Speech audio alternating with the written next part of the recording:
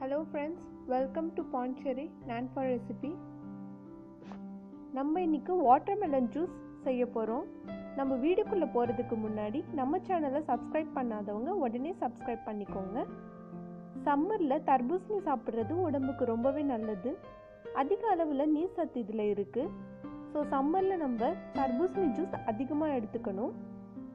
வாங்க நம்ம வீடியோக்குள்ள போகலாம்.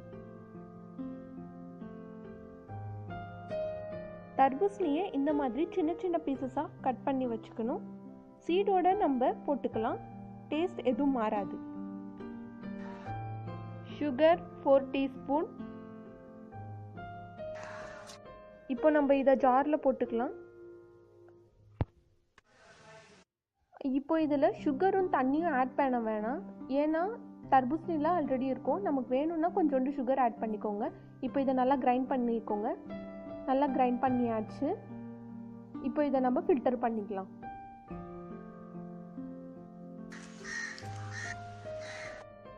இது ஏன் ஃபில்டர் பண்ணுறோன்னா இதில் கொஞ்சம் சீடு இருக்கும், ஸோ அதனால நல்லா ஃபில்டர் பண்ணிக்கோங்க. இது நல்லா ஃபில்டர் பண்ணி இப்போ இது ஒரு கிளாஸில் ட்ரான்ஸ்ஃபர் பண்ணிக்கலாம். அவ்வளோதான், நம்மளோட வாட்டர்மெலன் ஜூஸ் ரெடி ஆகிடுச்சு. நீங்களும் உங்கள் வீட்டில் ட்ரை பண்ணி பாருங்கள். பார்த்துட்டு எனக்கு கமெண்ட் பாக்ஸில் கமெண்ட் பண்ணுங்கள். மறக்காமல் சப்ஸ்கிரைப் பண்ணுங்கள். உங்களுக்கு இந்த வீடியோ பிடிச்சிருந்தா லைக் பண்ணுங்கள், ஷேர் பண்ணுங்கள். தேங்க்யூ.